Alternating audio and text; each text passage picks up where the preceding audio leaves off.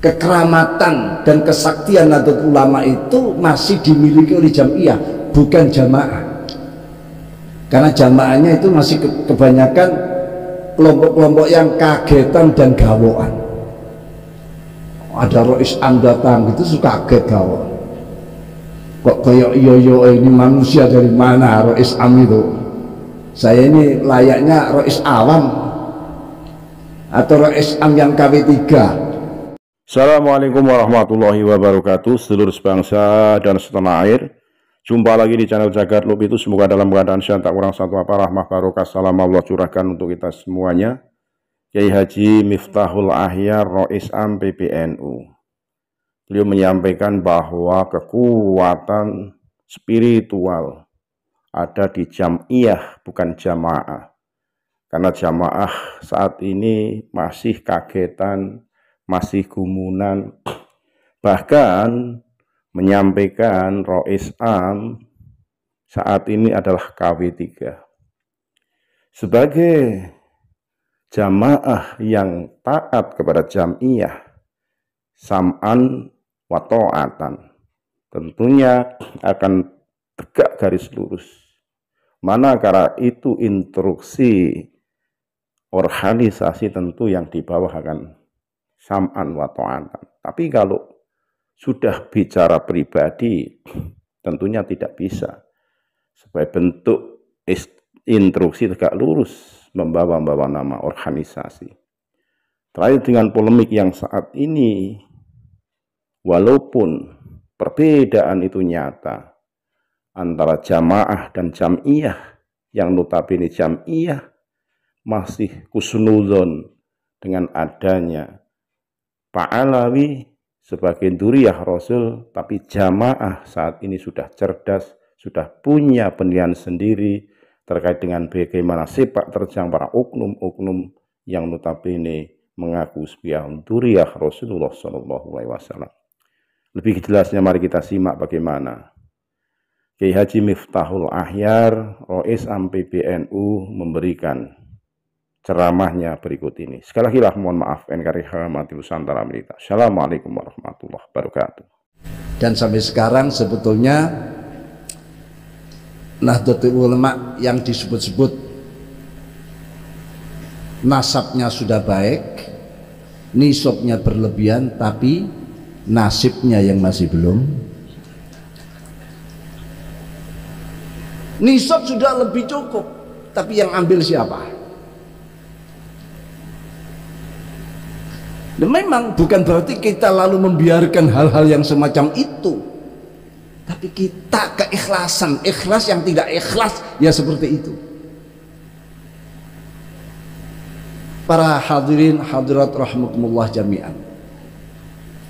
Oleh karena itu ada semacam kesenjangan atau menipisnya pemahaman terhadap Nahdlatul Ulama itu sendiri.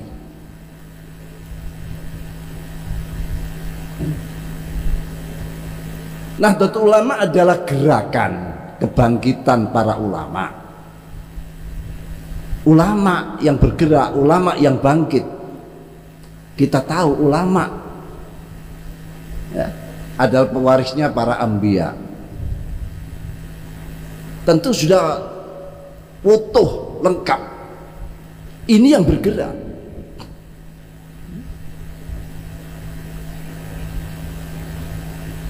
Sehingga sebetulnya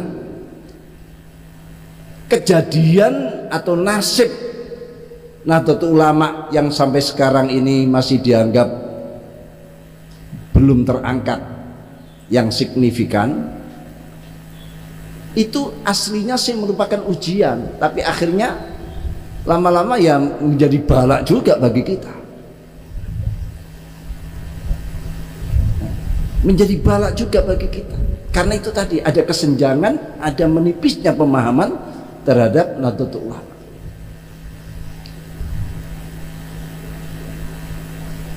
Ghiyabu makna Nahdlatul Ulama. Apa ghiyabu makna menipisnya? Bahkan hampir hilangnya makna Nahdlatul Ulama. Yang di situ ada amar ma'ruf nahi anil munkar. yang di situ ada dakwah, yang di situ ada tertib organisasi, tandimul jam'iyah, yang di situ ada mabadi' khair ummah. Ini kandungan yang ada dalam Nahdlatul Ulama. Makanya pada tahun 35, ada yang mengatakan 39, muktamar di Semarang, atau Semarang ini yang menguatkan dari hasil muktamar yang 33 atau 35. Di situ dicetuskan ada mabadi' khair ummah, kesadaran para ulama dan tokoh Nahdlatul Ulama.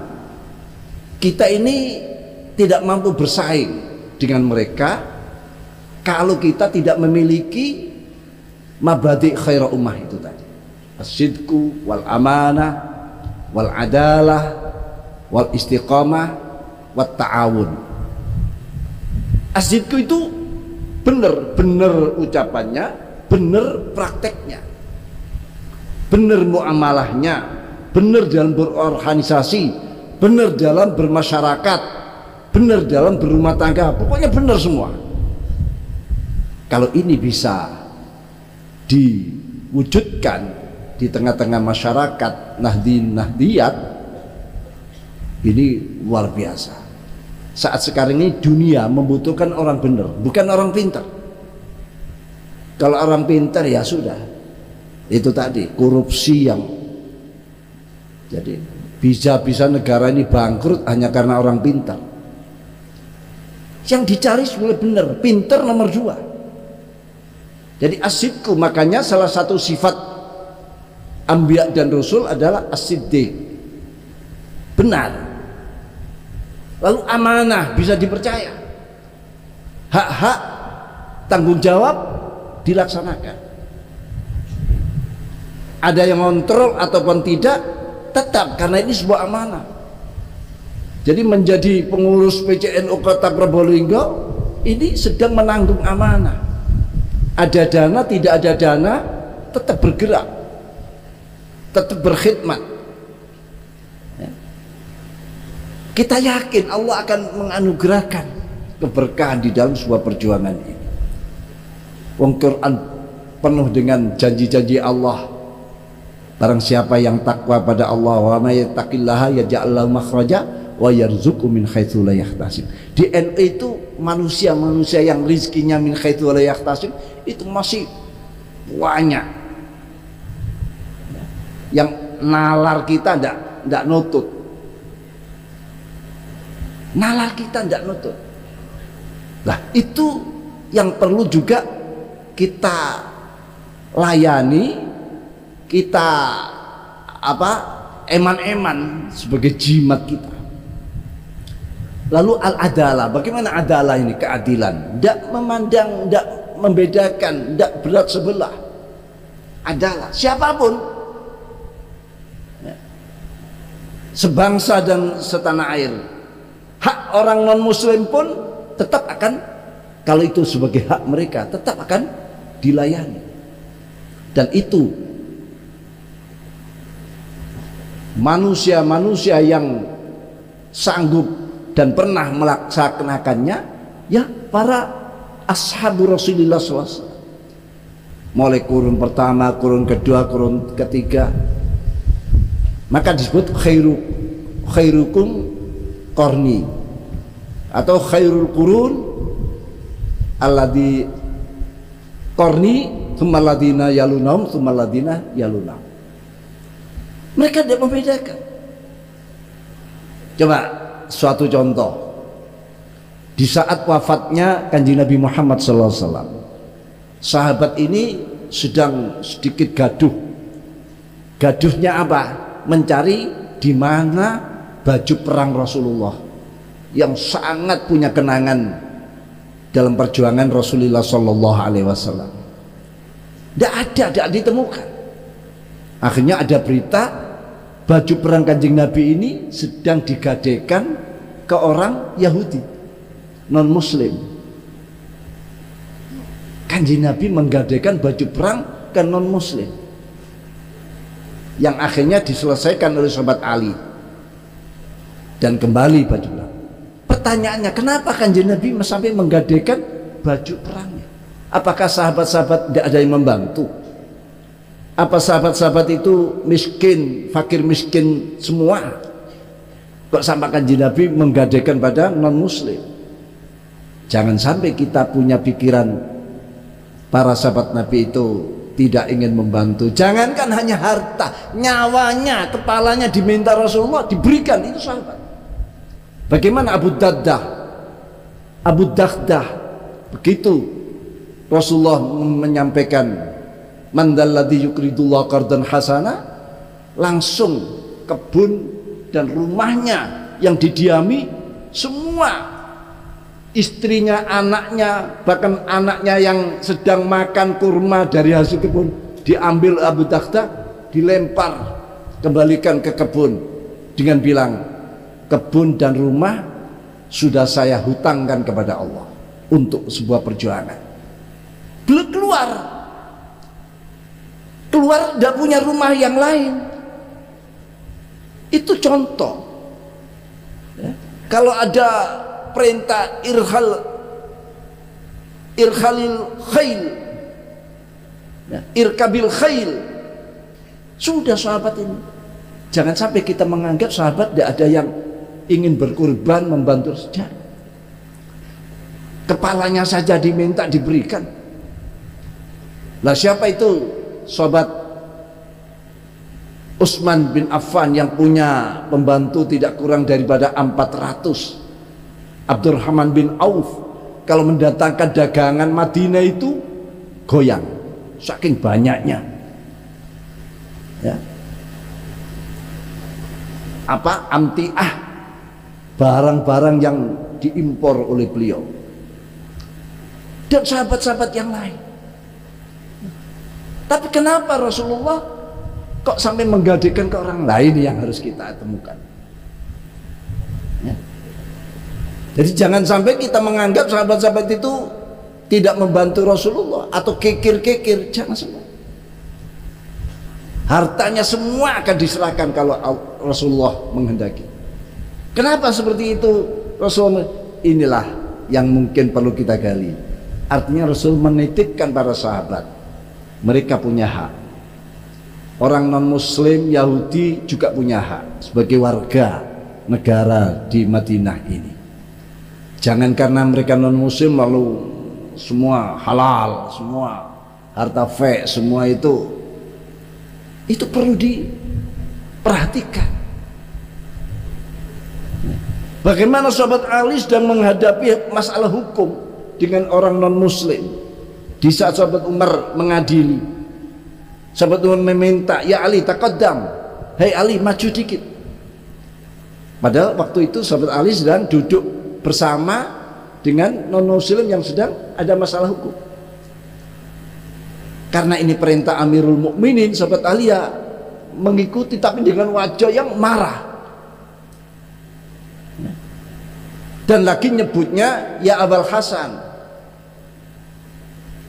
Lalu setelah usai sahabat Ali ditanyai, ya Ali, kenapa engkau marah? Saya lihat wajahmu menahan marah waktu saya. Sahabat Ali menyatakan, bagaimana tidak saya marah? Kenapa? Dalam urusan hukum engkau membedakan aku dengan lawanku. Kalau saya duduk bersama, biar duduk bersama, jangan suruh maju. Maju itu berarti ada pengistimewaan. Apalagi engkau menyebut ya Abul Hasan, berarti ada kemuliaan. Makanya mereka-mereka itulah yang mempraktekkan ayat wa yu'thiruna ala anfusihim walau kana bihim khassas. Banyak contoh-contoh yang lah ini perlu ya. Mereka akan simpati dengan tindakan-tindakan kita yang simpatik seperti itu. Para bapak, para hadirin rahimakumullah. Oleh karena itu kembali bagaimana Nahdlatul Ulama agar pengenalan pemahaman ini menguat, karena ada tanda-tanda ghiyabu makna Nahdlatul Ulama. Para muassis sudah banyak ditinggalkan model dan caranya Kalau kita ini ingin diakui santrinya Mbah Hasyim, kita harus cinta pada beliau. Apa yang dilakukan, dilakukan. Siapa yang menjadi orang-orang cintaannya, ya kita harus ikut mencintai. Memang dunia medsos ini kita tidak sadar kalau sudah digiring kemana-mana. Padahal yang untung itu ya Telkomsel. Kita habis sekian gigabit, giga ini habis ratusan ribu hanya untuk, tapi yang untung siapa? Telkomsel. Jadi sepertinya kita ini diadu. Ayo wis ngomong. Sampean kalau melihat YouTube dan sebagainya, Masya Allah, sudah orang sudah ini warga Nahdien apa yang ucapannya sudah tidak terkontrol, mengumpat, menuduh, ya, dan lain sebagainya. Nah ini kami mohon ya, sinergisitas tadi tetap harus dipegang, terutama di wilayah-wilayah PCNO. Ini akan merupakan sebuah lembaga perwakilan, ya, yang punya otoritas dan punya kekuatan. MWC juga, tapi ya lawannya paling tingkatnya tingkat kecamatan gitu saja. Tapi kalau PC kan pesaingnya itu kan bupati dan wali kota. Ya ini harus punya wibawa. Jangan sampai kota PC menghadapi bupati dan wali kota kok tidak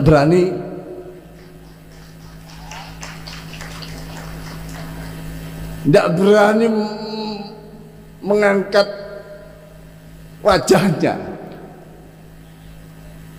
Kalau bisa di atasnya bupati yang baik, bupati yang akan menghargai makom-makom daripada pengurus Nahdlatul Ulama ini. Termasuk Pak PJ ini sudah sarungan kok, sudah NU, masih ada Pak PJ. Wah ini ya, jadi sinergisitas. Lalu kalau dunia sudah mengalami 4.0 bahkan sudah 5.0, Nahdlatul Ulama jangan ketinggalan dalam hal-hal yang semacam ini. Untuk memperkuat itu akhirnya menjadi organisasi yang sistemik, tandim, munaddam. Ya, karena apa? Selama ini kekeramatan dan kesaktian Nahdlatul Ulama itu masih dimiliki oleh jamiah, bukan jamaah. Karena jamaahnya itu masih kebanyakan kelompok-kelompok yang kagetan dan gawoan. Ada Rois Am datang gitu suka kaget gawok. Kok kayak iyo ini manusia dari mana Rois Am itu? Saya ini layaknya Rois Awam atau Rois Am yang KW3. Kita ini masih penyakit gawoan dan kagetan itu. Ini yang membuat kita lemah. Orang gawok dan orang kaget akan mudah diwarnai, ya, mudah dialihkan perhatiannya, mudah dinina-bobokkan. Nah ini penyakit. Rasulullah kan pernah dawuh, la takunu imma'ah. Qalu wa man imma'ah ya Rasulullah? Qal alladzina yaquluna in ahsanan nas ahsanna wa in asa'an nas asa'na walakin wattinu amsakum in ahsanan nas antuksinu wa in asa'an nas alla tusi'u. Jangan kalian menjadi kelompok-kelompok imma'ah. Imma'ah ini bahasa baru. Sampai sahabat tanya, apa imma'ah itu ya Rasulullah? Bahasa apa itu? Tapi Rasulullah tidak menjawab daripada keberadaan kata imma'ah. Tapi anak-anak pesantren sudah bisa ngoncei imma'ah itu semula adalah kata in dan ma'ahu, ditarkib mazdi menjadi imma'ah. In ma'ahu, kalau bersamanya, kan gitu. Akhirnya menjadi imma'ah, lalu menjadi sekelompok komunitas itu tadi yang geruda-geruduk, yang tidak punya pendirian, yang dia kagetan dan gawoan. Kalau bisa saya katakan ini kelompok-kelompok kaum yang latah, imma'ah. Buktinya Rasul menyatakan in aksananas aksana, kalau orang lain melakukan kebaikan, saya ikutan melakukan kebaikan. Jadi kebaikan mereka ikut orang lain. Wa in asa'annas asa'na, kalau orang melakukan kejahatan dan kejelekan, saya pun tidak ketinggalan melakukan kejahatan dan kejelekan. Nah, ini kan orang latah, tidak bisa membedakan, tidak punya pendirian. Akhirnya Rasul menyatakan walakin wattinu amsakum, tapi kokohkan pendirian, tegakkan ya jati dirimu. Wattinu amsakum in ahsanan nas, kalau orang lain melakukan kebaikan, kalau orang lain melakukan kebaikan, in ahsanas antuksin, kalian jangan ketinggalan juga melakukan kebaikan. Fastabiqul khair. Tapi wa in asa'annas, kalau orang melakukan kejahatan, Allah tusiu, jangan kau ikut-ikutan melakukan kejahatan. Ini kok diam saja, ini masih kira-kira. Mulai tadi saya dengar tidak ada suara, saya takutnya ada rupa, tidak ada. Kayak onok jenggerengnya, tapi jangan-jangan paling tidak sudah mimpi. Ya Bu ya, alhamdulillah ibu-ibu masih semangat. Masih dilanjut sampai jam berapa ini? Saya malam ini terus ke Wonosobo. Acaranya pagi, jadi harus malam ini terus ke Wonosobo. Ya, saya akhiri nanti. Jadi ini perlu paling tidak 4.0 harus dimiliki. Syukur-syukur ada konsep sampai 5.0, terutama pada pengurus yang baru dilantik ya, jangan seperti malah gelatik. Tapi Mas, ada yang cocoknya hijau itu, ada enggak kira-kira?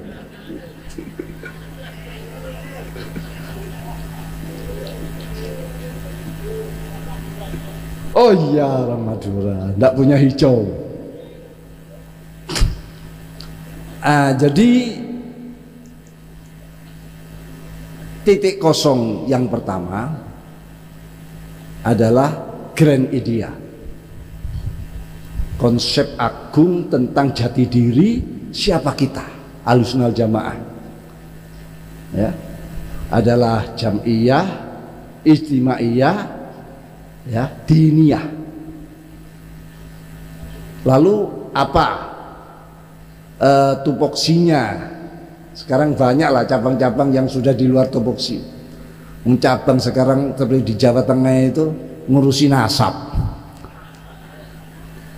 ikut berpolemik, padahal yang salah hanya orang 1-2 saja, tapi dikebawi ya semua salah.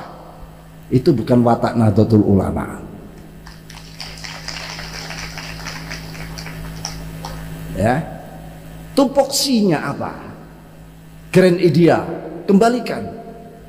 Karena apa? Sebesar ini Nahdlatul Ulama, apalagi sudah merasa mapan, terbesar, besar, terbesarlah, tidak ada yang melawan. Kita tidak sadar orang lain ingin giliran. Sudah berapa tahun Nahdlatul Ulama menguasai Indonesia, terbesar. Orang lain sudah lama nginceng, kapan kita menjadi yang terbesar, bisa mengambil alih kebesaran Nahdlatul Ulama. Tapi kalau kita ini masih seperti itu tadi, imma'ah, kagetan dan gawaan, tidak mustahil. Islam saja mengalami setelah kemapanan, kan gitu. Bada Islam ghariba wa sayaudu ghariba. Islam datang gharib, tidak ada yang kenal. Setelah ngoncer mencapai zaman keemasan, lalu mereka merasa mapan. Lah biasanya dari mapan inilah tabdzir, sudah berlebihan, sudah apa-apa, turun ini mulai. Nah Islam, agama Allah, mengalami, kenapa? Karena pemeluknya tidak sadar. Bukan Islamnya yang rendah, al-Islam ya'lu wala yu'la alaih, tapi pemeluknya. Islam itu agama Allah, sebentar lagi akan diangkat oleh Allah kalau kita tidak berjuang. NU hasil istihad para muassis, kalau kita tidak hati-hati, walaupun ratusan juta jumlahnya, tapi kebanyakan mereka hanya lolak-lolok, iya, tidak punya pendirian, organisasinya yang sakti hanya jamiyahnya, jamaahnya yang masih seperti itu. Ya jangan terlalu banyak mengharap. Loh, kita ini hati-hati, bukan, sudah banyak sekarang warga kita yang terkecoh dan ikut orang lain. Lalu grand ideal, ya. Lalu ada lagi yaitu grand strategi. Grand idea tadi termasuk di situ ada ya penguatan dan hati-hati. Dulu kan NU lahir untuk meneliti kitab-kitab yang matsus, kitab-kitab yang ditazwir, kitab-kitab yang dipalsu untuk dikembalikan. Langkah antara pengurus dan para pengasuh pesantren. Lalu grand design, mendesain ulang, walaupun tidak seluruhnya, yang masbut ya, yang sudah kokoh, yang sudah mantap, pokok-pokok ajaran Nahdlatul Ulama tidak perlu dirubah, tapi yang furuk-furuk yang ini, yang sudah mulai keropos-keropos itu perlu disegarkan kembali dengan meningkatkan, ya tentu tolabul ilminya. Kita banyak generasi yang perlulah. PBNU sekarang sudah banyak ya kader-kader anak-anak kita di pesantren yang dikirim ke Al-Azhar, ke Yordan, ke beberapa negara. Memang Islam itu perintahnya kan Iqra. Iqra itu perintah untuk memiliki kemampuan yang tanpa batas. Iqra itu jangan diartikan baca gitu saja. Ya boleh ya baca, tapi baca semua yang ada, bukan baca tulisan ya, atau jumlah uang, hitung-hitungan apa, enggak. Tapi Iqra itu membaca sampai membaca situasi, kondisi, keadaan, ayat-ayat Allah, ayat-ayat kauniyah. Artinya apa? Iqra itu pertama Al-Quran yang diturunkan kepada Rasulullah sebagai bentuk pembaiatan dan hari jadi kenabian dan keras Nabi Muhammad, ada surat Al-Alaq. Iqra, jadilah engkau hai Muhammad dan umatmu manusia yang punya kemampuan yang tanpa batas. Tapi kemampuan tanpa batas ini perlu ada pengontrolnya, pengendalinya. Apa? Bismi Rabbik. Ini pengendalinya. Pintero tapi benero gitu ya. Pinter tok tanpa bener bahaya. Sudah banyak contohnya orang pinter tambah bener. Jadi luar biasa redaksi pembaiatan Kanjeng Nabi justru surat Al-Alaq, ilmu pengetahuan yang tanpa batas, tapi yang selalu disampingi oleh Bismi Rabbik, atau bisa katakan innama yakhsyallah min ibadihil ulama, ulama yang yakhsyallah maksudnya. Lalu grand strategi ini bagaimana kaderisasi berjalan. Sekarang sudah alhamdulillah ditingkatkan lagi kaderisasi. Kalau sudah kaderisasi berjalan dengan baik, lalu ada promosi, ditawarkan ke lembaga-lembaga yang ada, Pak, ke kepolisian, ke TNI, ke lembaga. Jangan ngumpul di Kemenak saja, maunya jadi penghulu saja. Harus ada promosi ke semua lembaga, ya, lalu distribusi kader yang sudah jadi itu tadi. Yang terakhir adalah grand control, agar ada kesamaan visi dan misi. Yang di PB dengan yang di PC sampai ke 300 ada kesamaan visi, ya, ada tegak lurusnya, sam'an wa ta'atannya, ya. Sam'an wa ta'atan itu pusaka Nahdlatul Ulama. Quran menyatakan, ya, wadkuru nikmatullah wa mitsaqal ladzi wathaqum bi id kuntum sami'na wa ata'na, surat Al-Maidah itu, ya. Ingatlah nikmat-nikmat Allah. Yang nikmat itu dijadikan semacam mitsak, perjanjian pada kalian. Jadi perintah mengingat nikmat, artinya dalam keadaan yang sukses, nikmat. Kapan itu akan terjadi? Idh qultum sami'na wa ata'na, di saat kalian jiwanya adalah jiwa sami'na wa ata'na,